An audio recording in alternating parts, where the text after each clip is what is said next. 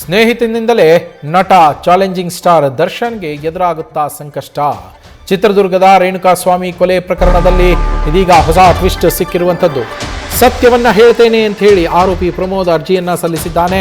59ನೇ CCH ಕೋರ್ಟ್ಗೆ Pradosh ಹಾಜರಾಗ್ತಾನೆ. Video conference ಮೂಲಕ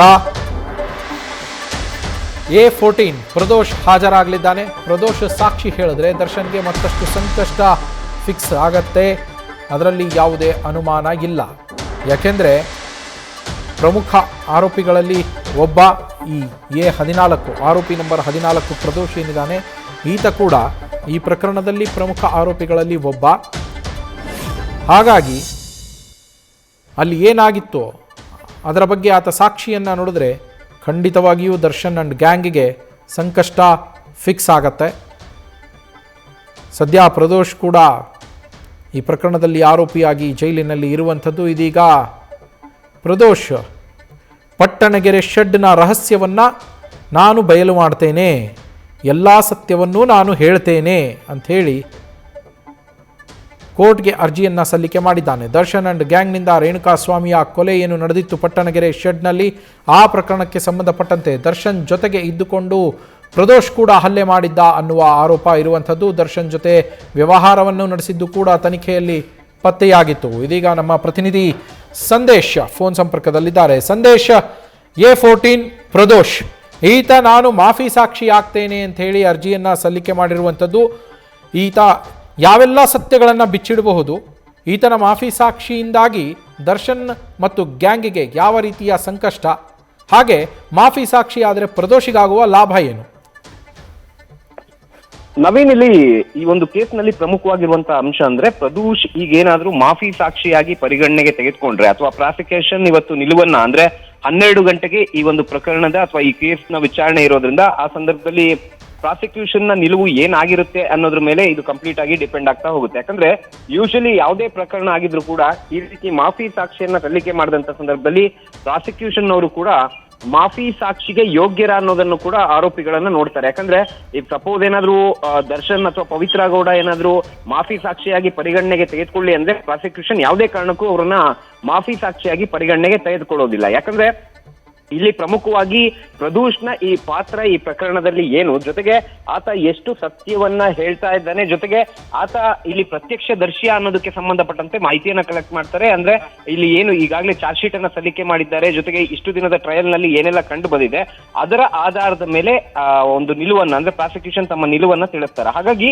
ಈಗ ಪ್ರದೋಷ್ ಈ ಒಂದು ಅರ್ಜಿಯನ್ನ ಏನ್ ಸಲ್ಲಿಸಿದ್ದಾರೆ ಅಂದ್ರೆ ಮಾಫಿ ಸಾಕ್ಷಿಗಾಗಿ ಅರ್ಜಿಯನ್ನ ಸಲ್ಲಿಸಿದ್ದಾರೆ, ಇದನ್ನ ಪರಿಗಣನೆಗೆ ತೆಗೆದುಕೊಳ್ಬೇಕು ಬೇಡವೋ ಅನ್ನೋದನ್ನ ಪ್ರಾಸಿಕ್ಯೂಷನ್ ಇವತ್ತು 12 ಗಂಟೆಗೆ ನಿರ್ಧಾರ ಮಾಡುತ್ತೆ. ಅದರ ಆಧಾರದ ಮೇಲೆ ಮುಂದಿನ ಒಂದು ಟ್ರಯಲ್ ಅಥವಾ ಕೇಸ್ನ ಟ್ರಯಲ್ ಏನಿದೆ ಅದು ನಡೀತಾ ಹೋಗುತ್ತೆ. ಅಂದ್ರೆ ಇಲ್ಲಿ ಪ್ರದೋಷ್ ಏನಾದ್ರೂ ಮಾಫಿ ಸಾಕ್ಷಿ ಆಗಿರೋದಕ್ಕೆ ಅರ್ಜಿಯನ್ನ ಏನ್ ಸಲ್ಲಿಸಿದ್ದಾರೆ ಅದನ್ನ ಪರಿಗಣನೆಗೆ ತೆಗೆದುಕೊಂಡ್ರೆ ಪ್ರಾಸಿಕ್ಯೂಷನ್, ಆಗ ನಿಜಕ್ಕೂ ಕೂಡ ಕೇಸ್ಗೆ ಪ್ರಬಲವಾದ ಒಂದು ಸಾಕ್ಷ್ಯ ಸಿಗುತ್ತೆ ಅಂದ್ರೆ ತಪ್ಪಾಗ್ಲಿಕ್ಕಿಲ್ಲ. ಯಾಕಂದ್ರೆ ಪ್ರದೋಷ್ ಘಟನೆ ನಡೆದಂತ ಸಂದರ್ಭದಲ್ಲಿ ಅದೇ ಒಂದು ಘಟನಾ ಸ್ಥಳದಲ್ಲಿದ್ದ, ಜೊತೆಗೆ ಕಂಪ್ಲೀಟ್ ಕಾನ್ಸ್ಪಿರಸಿಯಲ್ಲಿ ಈತ ಆ ಒಂದು ಡಾಟ್ಸ್ ಗಳನ್ನ ಕನೆಕ್ಟ್ ಮಾಡುವಂತ ಕೆಲಸವನ್ನ ಮಾಡ್ತಾ ಇದ್ದ. ಯಾಕಂದ್ರೆ ಈತನ ಮೇಲೆ ಕೊಲೆ ಹಾಗೆ ಸಾಕ್ಷ್ಯನಾಶ ಆರೋಪ ಕೂಡ ಇರೋದ್ರಿಂದ ಈ ಒಂದು ಕಂಪ್ಲೀಟ್ ಪ್ಲಾನ್ ಈತನಿಗೆ ತಿಳಿದಿತ್ತು. ಆದ್ರೆ ಪ್ಲಾನ್ ನ ರೂವಾರಿ ಈತ ಅಲ್ಲ, ಅಂದ್ರೆ ಈ ಒಂದು ಪ್ರಕರಣದ ಮಾಸ್ಟರ್ ಮೈಂಡ್ ಈತ ಅಲ್ಲ. ಆದ್ರೆ ಈ ಒಂದು ಕಂಪ್ಲೀಟ್ ಕೊಲೆ ಆಗಿರ್ಬೋದು, ಜೊತೆಗೆ ಈ ಸಾಕ್ಷ್ಯನಾಶ ಆಗಿರ್ಬೋದು ಅಥವಾ ಕೊಲೆಯ ಸುತ್ತಲೂ ಕೂಡ ಈತನ ಹೆಸರು ಓಡಾಡ್ತಿದ್ರಿಂದ ಈತನ ಹೇಳಿಕೆ ಪ್ರಮುಖವಾಗ್ತಾ ಹೋಗುತ್ತೆ. ಯಾಕಂದ್ರೆ ಈತನ ಹೇಳಿಕೆಗೆ ಒಂದು ತೂಕ ಇರುತ್ತೆ, ಜೊತೆಗೆ ಈತ ಪ್ರಮುಖವಾದ ಸಾಕ್ಷಿ ಆಗ್ತಾ ಹೋಗ್ತಾನೆ. ಹಾಗಾಗಿ ಕೇಸ್ಗೆ ಒಂದು ಪ್ರಬಲವಾದ ಅಸ್ತ್ರ ಸಿಕ್ಕಂತಾಗುತ್ತೆ. ಹಾಗಾಗಿ ಈಗ ಪ್ರಾಸಿಕ್ಯೂಷನ್ ತಮ್ಮ ನಿಲುವನ್ನ ತಿಳಿಸಬೇಕಾಗುತ್ತೆ. ನಿಲುವನ್ನ ತಿಳಿಸಿದ ನಂತರ ಇದನ್ನ ಪರಿಗಣನೆಗೆ ತೆಗೆದುಕೊಂಡ್ರೆ ಪ್ರದೋಷ್ನ ಮಾಫಿ ಸಾಕ್ಷಿ ಹೇಳಿಕೆ ಏನಿದೆ ಇದು ಪ್ರಕರಣಕ್ಕೆ ಪ್ರಬಲವಾದ ಒಂದು ಅಸ್ತ್ರ ಆಗುತ್ತೆ. ಅದರ ಜೊತೆಗೆ ಇದರಿಂದ ಪ್ರದೋಷ್ಗೆ ಏನು ಉಪಯೋಗ ಆಗುತ್ತೆ ಅಂದ್ರೆ ಪ್ರದೋಷ್ ಇಲ್ಲಿ ಪ್ರಮುಖವಾಗಿರುವಂತದ್ದು ಅಂದ್ರೆ ಈ ಒಂದು ಪ್ರಕರಣದಿಂದ ಹೊರಬರ್ಬೋದು. ಅಂದ್ರೆ ಮಾಫಿ ಸಾಕ್ಷಿಯಾಗಿ ಪರಿಗಣನೆಗೆ ತೆಗೆದುಕೊಂಡಂತ ಸಂದರ್ಭದಲ್ಲಿ ಸಾಕ್ಷಿಯನ್ನ ಮಾತ್ರ ಪರಿಗಣನೆಗೆ ತೆಗೆದುಕೊಳ್ತಾರೆ, ಈತನಿಗೆ ಶಿಕ್ಷೆಯನ್ನ ಮೊಟಕುಗೊಳಿಸಲಾಗುತ್ತೆ. ಯಾಕಂದ್ರೆ ಈತ ಹಾಸ್ಟೆಲ್ ಆಗಿದ್ದಾನೆ ಅನ್ನೋ ಕಾರಣಕ್ಕೆ ಈತನ ಶಿಕ್ಷೆಯನ್ನ ಮೊಟಕುಗೊಳಿಸಲಾಗುತ್ತೆ. ಯಾಕಂದ್ರೆ ಈ ಹಿಂದೆ ವಿನಯ್ ಕುಲಕರ್ಣಿ ಪ್ರಕರಣದಲ್ಲೂ ಕೂಡ ಅಂದ್ರೆ ಯೋಗೀಶ್ ಗೌಡರ್ ಕೊಲೆ ಪ್ರಕರಣದಲ್ಲೂ ಕೂಡ ಬಸವರಾಜ್ ಮುತ್ತಿಗೆ ಏನಿದ್ದ ಈತ ಕೂಡ ಮಾಫಿ ಸಾಕ್ಷಿಯಾಗಿ ಪರಿವರ್ತನೆ ಆಗಿದ್ದ, ಅದನ್ನ ಕೂಡ ಪ್ರಾಸಿಕ್ಯೂಷನ್ ಪರಿಗಣನೆಗೆ ತೆಗೆದುಕೊಂಡಿತ್ತು. ಹಾಗಾಗಿ ಈಗ ಸದ್ಯ ಪ್ರದೋಷ್ನು ಕೂಡ ಏನಾದರೂ ಪರಿಗಣನೆಗೆ ತೆಗೆದುಕೊಂಡ್ರೆ ಕೇಸ್ನಿಂದ ಕೈ ಬಿಡಲಾಗುತ್ತೆ. ಹಾಗಾಗಿ ಸದ್ಯ ಪ್ರಾಸಿಕ್ಯೂಷನ್ ಕೂಡ ಈತನ ಒಂದು ಇನ್ವಾಲ್ವ್ಮೆಂಟ್ ಅಂದ್ರೆ ಈ ಪ್ರಕರಣದಲ್ಲಿ ಈತನ ಪಾತ್ರ ಏನು ಅನ್ನೋದಕ್ಕೆ ಸಂಬಂಧಪಟ್ಟಂತೆ ಮತ್ತೆ ಆ ಒಂದು ಕಂಪ್ಲೀಟ್ ಡಾಕ್ಯುಮೆಂಟ್ಸ್ ಗಳನ್ನ ವೆರಿಫೈ ಮಾಡುವಂತ ಕೆಲಸವನ್ನ ಮಾಡ್ತಾ ಇದ್ದಾರೆ Naveen. Thank you Sandesh. A14 Renukaswamy ಕೊಲೆ ಪ್ರಕರಣದಲ್ಲಿ 14ನೇ ಆರೋಪಿ ಆಗಿರುವಂತಹ ಪ್ರದೋಷ್ ಏನಿದ್ದಾನೆ, ಆತ ಈಗ ನಾನು ಮಾಫಿ ಸಾಕ್ಷಿಯಾಗೋದಕ್ಕೆ ರೆಡಿ ಇದ್ದೇನೆ ಅಂತ ಹೇಳಿ 56ನೇ CCH ಕೋರ್ಟ್ಗೆ ಅರ್ಜಿಯನ್ನು ಸಲ್ಲಿಕೆ ಮಾಡಿರುವಂಥದ್ದು. 56ನೇ CCH ಕೋರ್ಟ್ನಲ್ಲಿ ಇವತ್ತು ಮಧ್ಯಾಹ್ನ 12 ಗಂಟೆಗೆ ಇದರ ಒಂದು ವಿಚಾರಣೆಗೆ ಬರುತ್ತೆ ಇದು. ಆ ಸಂದರ್ಭದಲ್ಲಿ ಪಬ್ಲಿಕ್ ಪ್ರಾಸಿಕ್ಯೂಟರ್ಸ್ ಏನಿದ್ದಾರೆ ಅವರು ಆಯಿತು ನಾವು ಈತನನ್ನು ಮಾಫಿ ಸಾಕ್ಷಿಯಾಗಿ ಪರಿಗಣಿಸೋದಕ್ಕೆ ಸಿದ್ಧವಿದ್ದೇವೆ ಅಂತ ಹೇಳಿ ಒಪ್ಪಿಕೊಂಡ್ರೆ ಮಾತ್ರ ಅದು ಅನುಕೂಲ ಆಗತ್ತೆ ಪ್ರದೋಷ್ಗೆ. ಇಲ್ಲದೇ ಇದ್ದರೆ ಪ್ರದೋಷನನ್ನು ಈಗ ಯಾವ ರೀತಿಯಲ್ಲಿ ಆರೋಪಿ ಅಂಥೇಳಿ ಟ್ರಯಲ್ ನಡೀತಾ ಇದೆಯೋ ಅದೇ ರೀತಿಯಲ್ಲಿ ಆರೋಪಿ ಅಂತಲೇ ಟ್ರಯಲ್ ಮಾಡಲಾಗತ್ತೆ.